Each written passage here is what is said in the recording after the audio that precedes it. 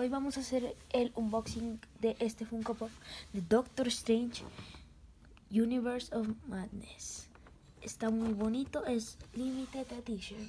Bueno, pues comencemos. Ok, última repasadita y vamos a destaparlo. 3, 2, 1. ¡Pum! Y acá, como pueden ver, ya lo tenemos, así que comencemos. Adiós, cámara.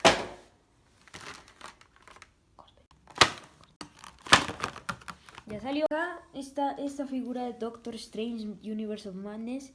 La verdad es que está muy bonita, pero estos detalles de acá no me gustaron. Me pareció que podrían meterle un poquito más de esfuerzo. De resto, solo miren esto. Con esto ya 5 estrellas. Las botas, es una figura muy bonita. Se la recomiendo para que se la compren. Así que, nos vemos.